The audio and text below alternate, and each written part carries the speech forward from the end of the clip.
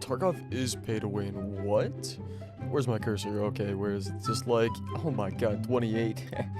Oh, what's down here? Oh my god. Well, here's a video that didn't age well. So let me explain to you something. With the most recent wipe on June 30th in 2021, the cap requirements were changed. Of course, adding new tasks to complete, but now also requiring level 71. This video I made is completely outdated, and there's a lot of upset people in the comment section now that the topic has become more popular.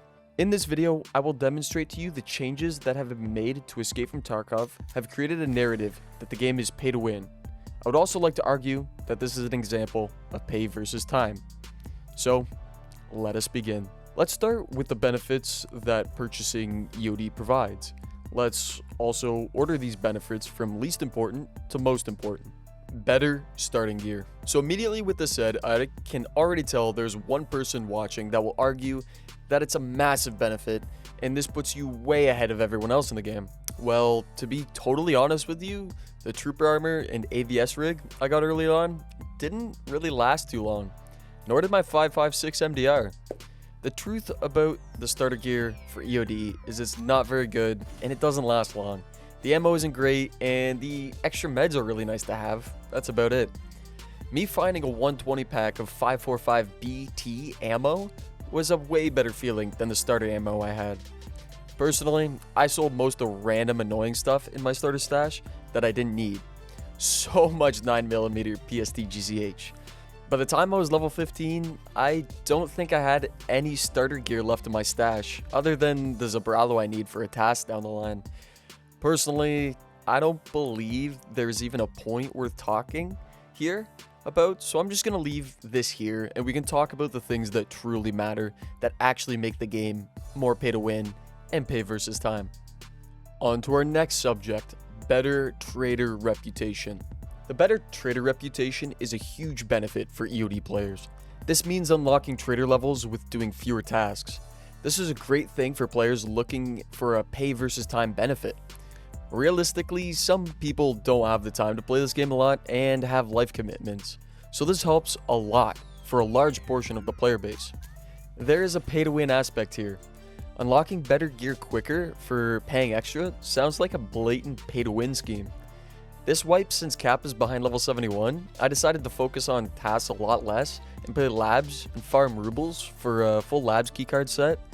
And compared to friends on standard accounts, I've done way less tasks in order to get max trader rep.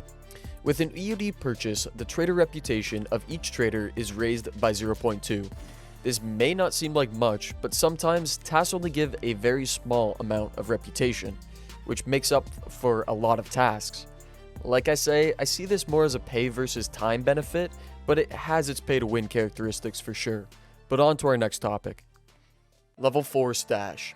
Max stash space is insanely important for EOD players. Standard account space is very small, which means players are forced to sell more items and hoard less, which means standard players are forced and crammed like rats in their own stash. I felt this pain even on an EOD account this wipe, and have felt the agony on a standard account last wipe doing a hardcore playthrough. Of course, this stash size can be upgraded, but for a very hefty fee. Level 2 is 2.5 million rubles plus about 250k in barter items. Level 3 is 8.5 mil and roughly 400k in barter items, and requiring vents level 2 and heating level 2. Level 4 is 200k euros, aka 2.8 mil rubles, plus the barter items, and requiring level 3 generator, workbench, heating, and level 2 intel center. This saves over 40 million rubles for EOD players. Although for a standard account player, level 2 is worth it for sure, level 3 if you play enough, but level 4,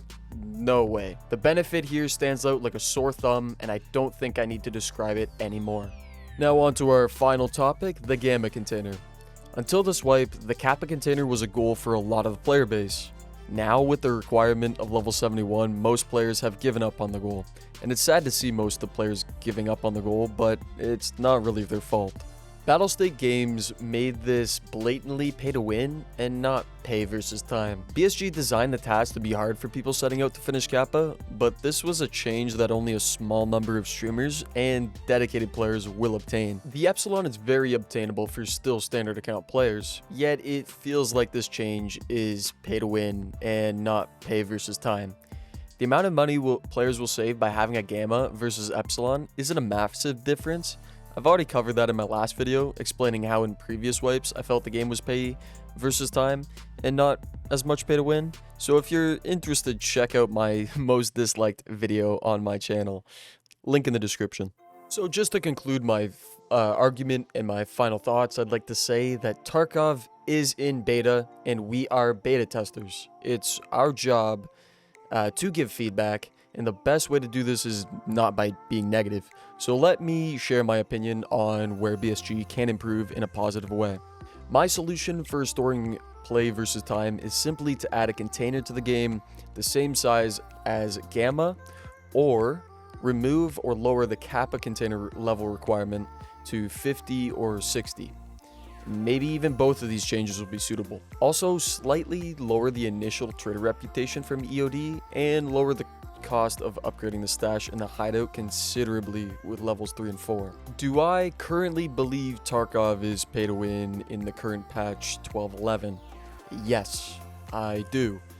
Up until the recent change with Kappa, I stood by my purchase of EOD being a pay versus time benefit. For those of you that don't know, a lot of MMO games market deluxe editions of their product. Typically and openly, the companies vocalize that these packages are for those that can't grind the game and get endgame gear because of their lack of time. So they pay to counter that. But always, when this happens, there will always be that person that has the time and the money, and that makes it look like a pay-to-win feature when in reality it's not set out to be that way. I believe BSG has been a good example of finding balance in their deluxe package of the game, but with the most recent wipe, that all changed. I hope BSG can do right by this and maybe balance this slightly more and make the game more bearable for standard account players. Well, if you enjoyed this video, be sure to check out some of my Tarkov videos and be sure to subscribe, follow my Twitch even, link in the description.